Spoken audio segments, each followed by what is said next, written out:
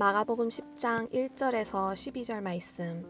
예수께서 거기서 떠나 유대 지경과 요단강 건너편으로 가시니 무리가 다시 모여 들거늘 예수께서 다시 전례대로 가르치시더니 바리새인들이 예수께 나와 그를 시험하여 묻되 사람이 아내를 내어 버리는 것이 옳으니이까.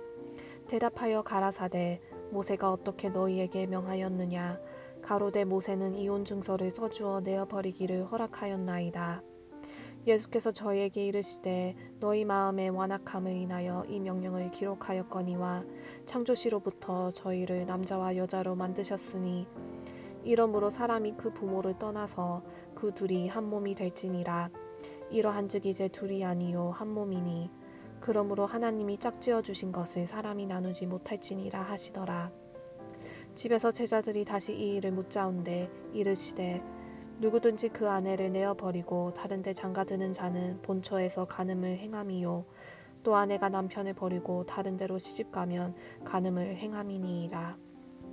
할렐루야. 오늘도 말씀으로 성령 충만한 세안의 모든 청년들 되기를 주님의 이름으로 축원합니다.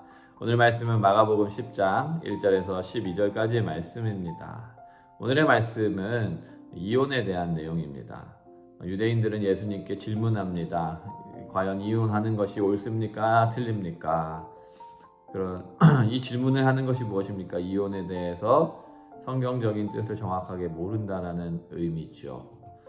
그러자 예수님께서 오히려 역으로 물어봅니다. 성경에서 율법에서 뭐라고 하느냐? 그랬더니 모세 율법에는 이혼 증서를 써주어 내어버리기를 허락했습니다. 이렇게 얘기하죠. 그러자 5절에서 예수님께서 저희에게 이르시되 너희 마음이 완악함을 인하여 이 명령을 기록하였다. 완악함 때문에 이혼 증서를 써주라 했다. 이게 무슨 말일까요? 사실 이것을 알기 위해서는 율법을 한 번 더 볼 필요가 있는데요. 모세의 오경인 이 신명기 24장에 이런 말씀이 있습니다. 24장 1절에 사람이 아내를 취하여 데려온 후에 수치되는 일이 그에게 있음을 발견하고 그를 기뻐하지 아니하거든 이혼 증서를 써서 그 손에 주고 그를 자기 집에서 내어보낼 것이요. 여기서 말하는 이 수치되는 일은 뭐 바람을 피거나 뭐 또 그 외에 여러 가지 있겠지만 사실 명확하진 않습니다. 그러다 보니까 사실은 남자들이 이혼하고 싶을 때 이것을 이용하는 경우가 많았어요. 말씀에 수치되는 일이 있으면 이혼해라. 그런데 뭐 예를 들면 여자가 너무 요리를 못해, 아내가 너무 요리를 못해요. 그러면 요리 못하는 게 나한테 수치가 됐다. 그러니 우리 이혼하자. 이런 식으로 할 수 있었던 거예요. 그런데 그거에 대해서 정확한 기준이 없었던 거죠. 그러니까 굉장히 모호한 거예요.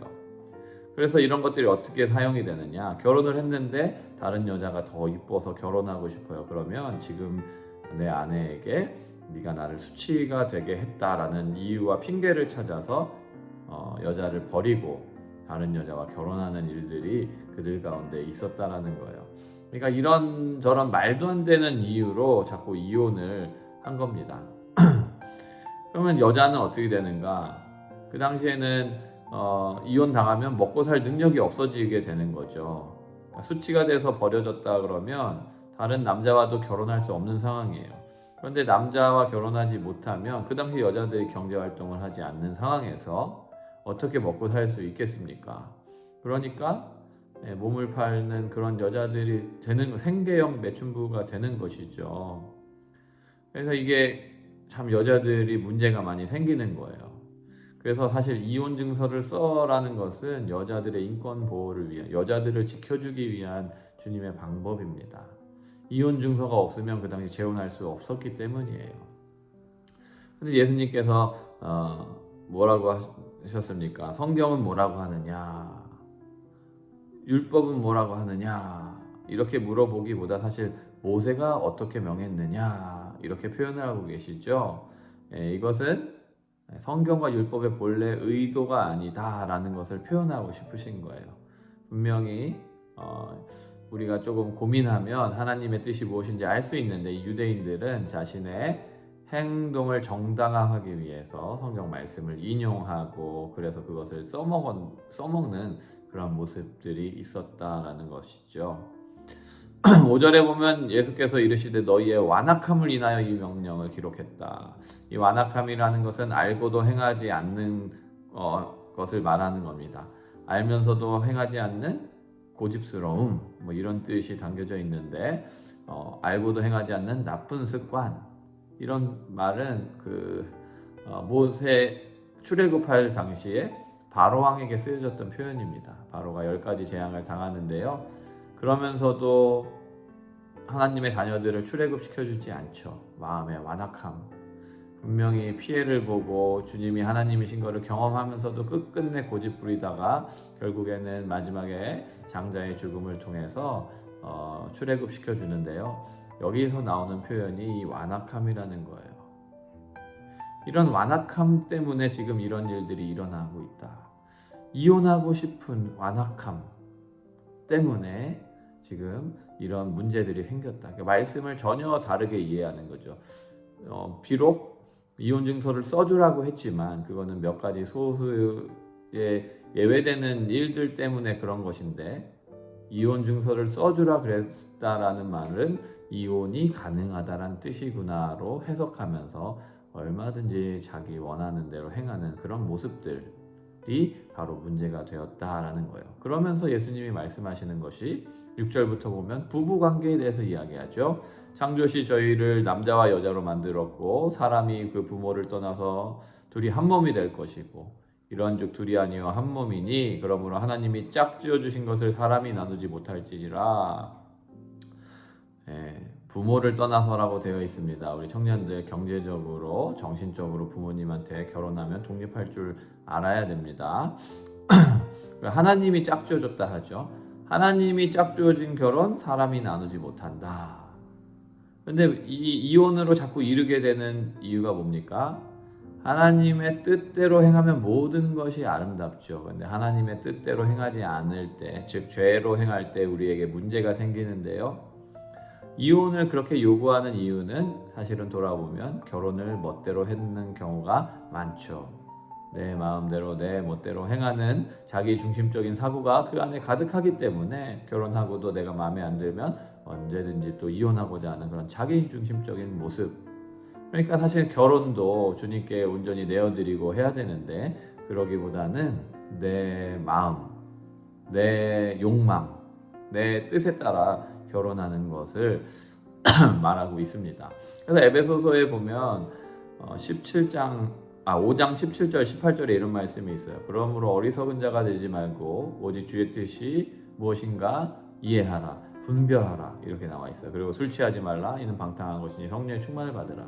우린 주님의 뜻이 무엇인지 이해하고 분별해야 돼요. 그냥 성경을 보다가 말씀을 보다가 내가 원하는 대로 그렇구나 해석하고 판단하는 것이 아니라 정말 주님의 의도가 무엇인가 깨달을 수 있어야 된다라는 거예요. 부부관계에 대해서 설명하면서 예수님께서 말하고 싶은 게 무엇입니까? 결혼도 또 혹 이혼에 대해서도 신중하게 주님의 뜻대로 구할 수 있어야 되는 거. 그런데 결혼을 내가 원하는 대로 했기 때문에 이런 일들이 일어난다 했죠. 하나님께서 원하시는 결혼이란 무엇입니까? 예수님이 교회를 사랑해서 십자가에서 죽으심으로 우리를 구하신 것처럼 남편들은 아내를 위해서 죽어야 된다라는 거죠. 근데 내가 마음에 안 든다고 버리는 것, 죽어지는 모습과 전혀 반대되는 모습이죠. 또 아내들은 남편에게 복종하라 이렇게 말씀하고 있죠. 그것이 부부관계의 모습이에요.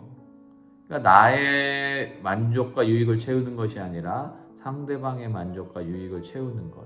결혼의 목표와 방향이 다르죠. 그런데 그것을 모르기에 나를 위해서 결혼하기에 이렇게 이혼의 문제들이 실질적으로 일어나는 거예요. 여러분, 다른 것보다 결혼도 주님 뜻대로 할 수 있어야 됩니다. 그것이 하나님의 디자인이라는 것을 여러분 깨달아야 돼요. 말씀을 마치겠습니다. 우리가 살아가면서 내 뜻대로 주님의 말씀을 해석하는 경우가 많이 있는데 그런 교만함을 버리고 겸손하게 주님 뜻을 살피며 주님의 말씀대로 살아가는 우리 모든 청년들 되길 소망합니다. 함께 기도하겠습니다. 주님 감사합니다. 오늘 말씀을 통하여서 또 인간의 완악함을 돌아봅니다. 우리가 내가 원하는 대로 행하기 위해서 얼마나 말씀을 많이 이용해 먹는지요. 그런 교만함이 있다면 용서하시고 말씀대로 순수하게 바라보고 해석할 수 있는 은혜와 능력을 또한 우리 가운데 허락하여 주시옵소서. 내 생각이 아니라 주님 뜻대로 순종하며 살아가는 자 되게 하여 주시옵소서. 감사하며 예수님 이름으로 기도합니다. 아멘.